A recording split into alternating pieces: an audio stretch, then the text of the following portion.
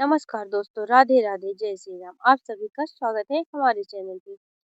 आज हम बात करेंगे नवरात्रि स्पेशल के बारे में। जिन भक्तों के पास पर्याप्त साधन और सामर्थ्य नहीं है, उन्हें चाहिए कि वे शास्त्रों के अनुसार विधि विधान से माँ दुर्गा की पूजा करें। समस्त पूजन सामग्री के साथ माता रानी का पूजन करें। लेकिन अगर किसी के पास आर्थिक अभाव है, धन की कमी है या सभी सामग्री एकत्र करना संभव नहीं है, तो उसे निराश होने की आवश्यकता नहीं है। माता रानी तो भाव की भूखी होती है। अगर सच्चे मन से, श्रद्धा के साथ, विश्वास के साथ कोई भक्त मन ही मन में इन सभी पूजन सामग्रियों का भाव करके माता को अर्पित करता है, तो माता रानी उसी प्रेम और भक्ति के साथ स्वीकार करती है और अपने भक्तों पर कृपा करती है। इसलिए नवरात्रि की पूजा में सबसे महत्वपूर्ण सामग्री है सच्ची श्रद्धा और निर्मल मन। साथ ही एक बात का और ध्यान रखें कि नवरात्रि के पहले दिन की पूजा शुरू होने से पहले ही आपको सभी आवश्यक पूजन सामग्री एकत्र करके अपने पास रख लेनी चाहिए, ताकि पूजा करते समय किसी भी प्रकार की कमी या कोई बाधा ना आए और आप पूरे शांत मन से, एकाग्र मन से अपने ध्यान और भक्ति के साथ माता दुर्गा का पूजन करें। आइए अब जानते हैं कि नवरात्रि पूजा में उपयोग होने वाली आवश्यक सामग्री क्या-क्या है।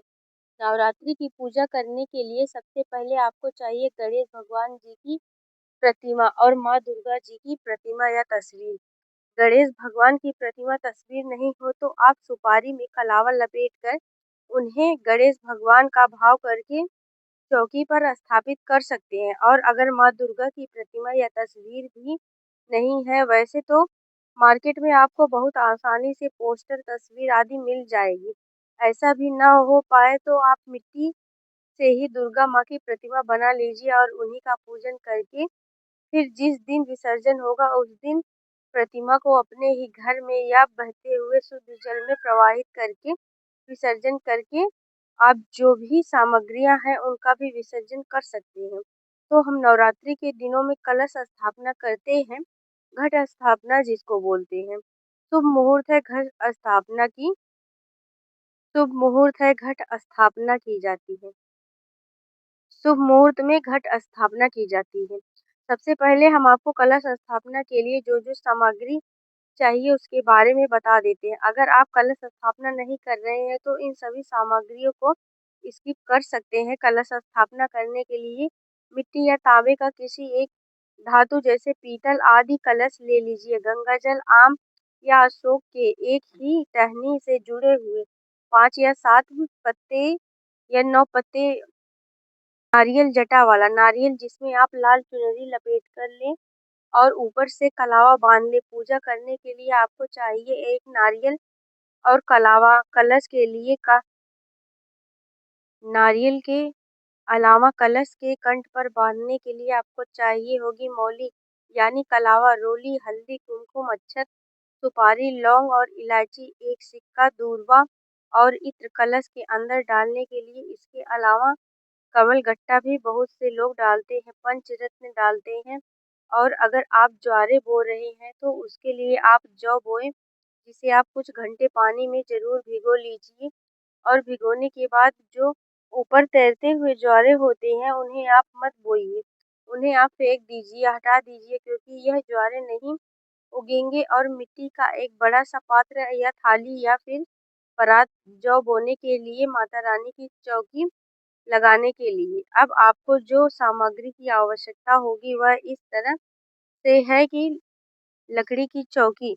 अब देखिए, आपको एक और बात बता दे रहे हैं कि अगर आपके घर में इस तरह की जगह नहीं है तो अलग से आप चौकी लगाकर पूजा कर पाए तो आप घर के ही मंदिर में बिल्कुल सरल तरीके से, जिस तरह आप डेली पूजा करते हैं उस तरह से भी पूजा कर सकते हैं। तो माता की अगर आप चौकी लगा रहे हैं तो लकड़ी की एक चौकी जिसे आप साफ कर ले, गंगा जल छिड़क कर शुद्ध कर ले। लाल या पीला वस्त्र चौकी के ऊपर बिछाने के लिए, हालांकि पीला वस्त्र चौकी पर बिछाने के लिए सबसे शुभ माना जाता है, तो पीला ही वस्त्र बिछाने का प्रयास करें। माता रानी की प्रतिमा या तस्वीर माता रानी को ओढ़ने के लिए लाल चुनरी, अक्षत, रोली, लाल चंदन, कुमकुम, ताजे पुष्प की माला और ताजे फूलों की ना हो तो आप जो मार्केट से मिलती है वह माला भी माँ को अर्पित कर सकते हैं।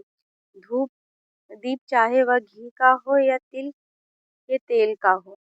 धूप घंटी, पूजा की थाली और मंदिर में चढ़ाने के लिए कुछ दक्षिणा। अगर आप ध्वजा पताका फहराना चाहते हैं तो मंदिर में लगाना चाहते हैं तो वह भी आप पूजा की सामग्री के साथ ही रख ले। पहले दिन की पूजा के लिए सामान्य सामग्री आपको चाहिए होगी वह होगा गंगा जल, पंचामृत जिसमें दूध, दही, घी और शक्कर डाल ले, रोली, हल्दी, कुमकुम, अक्षत, फल, मिठाई और सुपारी जिसमें 5 सुपारी इलायची आप माँ को भोग स्वरूप यानी तांबूल के रूप में अर्पित करेंगे। अगर आप 5 सुपारी इलायची ना मिले तो शक्कर का भोग भी आप लगा सकते हैं। और पहले दिन पूजा में क्योंकि माँ शैलपुत्री की पूजा की जाती है, अलग से माँ शैलपुत्री की तस्वीर प्रतिमा ना हो तो माँ दुर्गा के ही